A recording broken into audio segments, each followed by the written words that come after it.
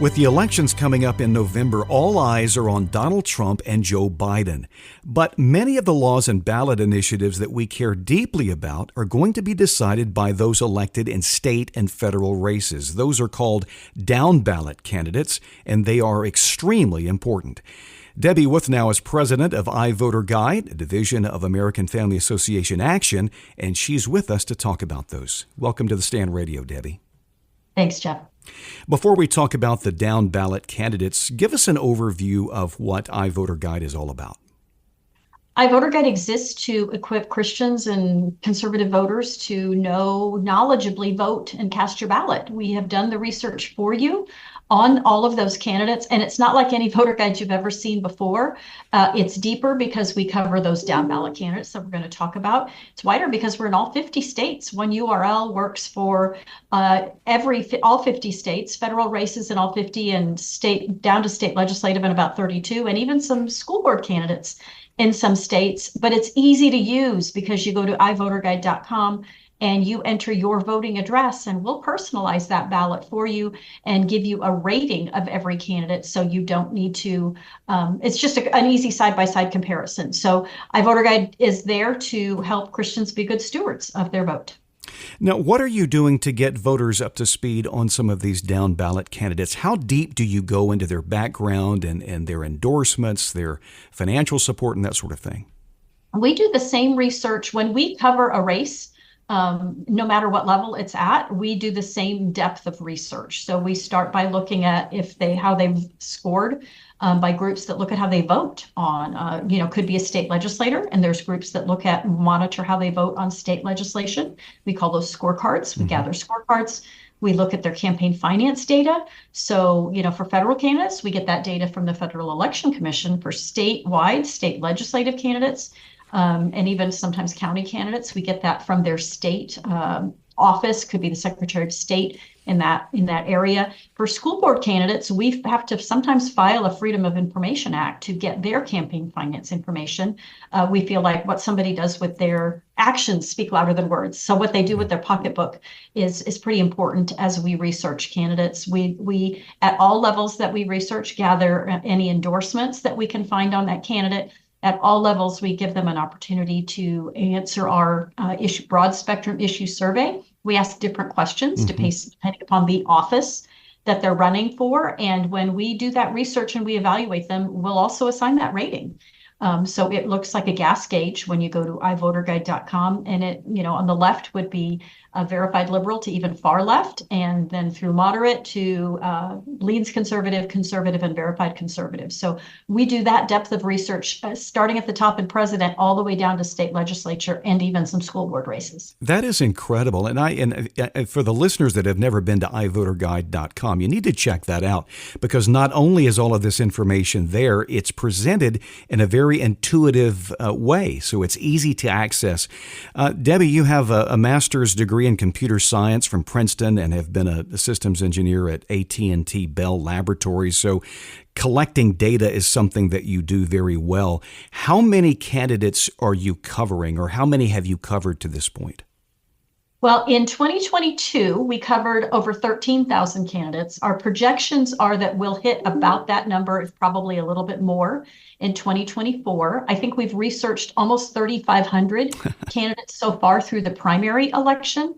And looking at the school board candidates, that we're looking at covering almost 900 school board candidates across the nation. So lots of candidates. Just pray for our team. It's a lot of research. God has given us this tool and this framework, really. It's just, we all believe in the importance, just as you do, Jeff, of being good stewards of this responsibility to vote. And iVoterGuide's there as a free resource for you to get information. I really encourage you to take a look. Yeah.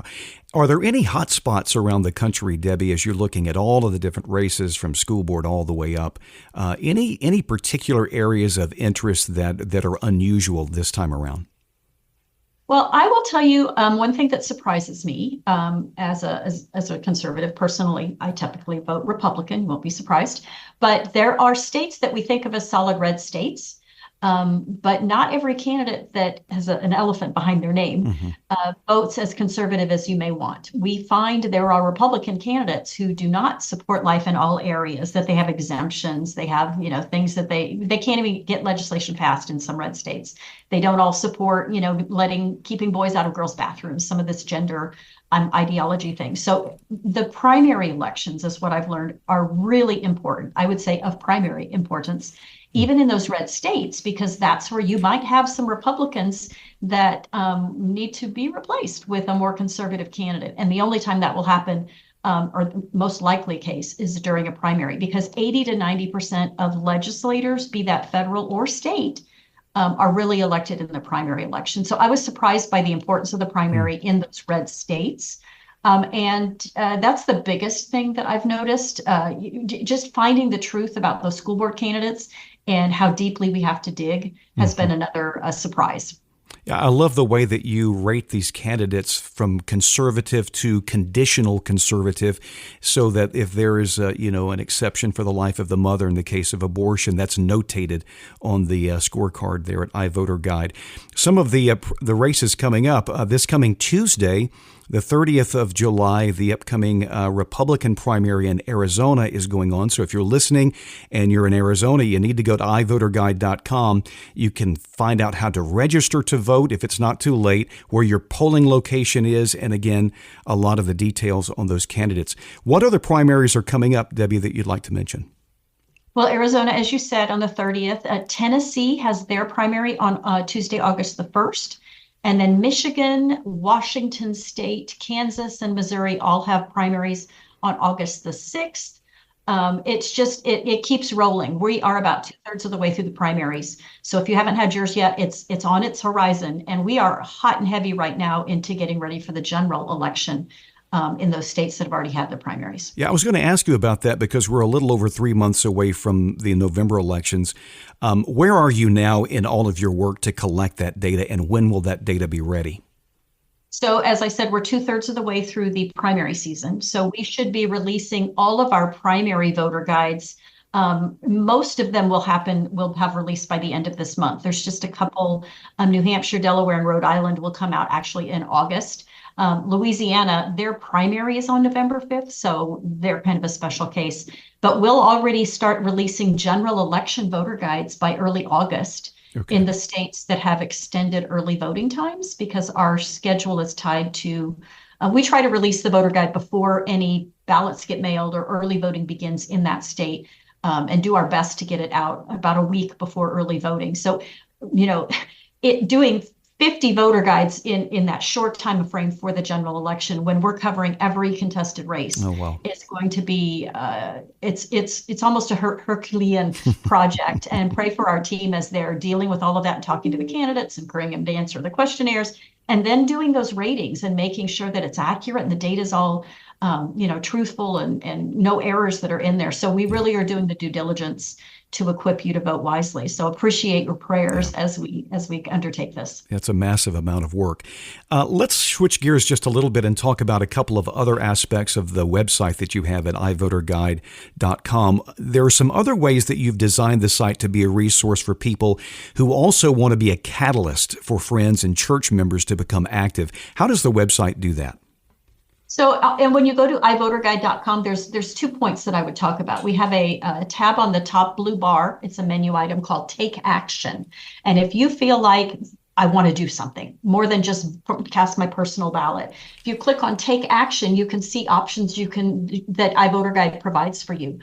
Those gauges that we assign to candidates, that is done by volunteer panelists. So if you have 10 to 15 hours of time around an election to do a deep dive on candidates, you can apply to become a panelist. We do vet you. We will train you.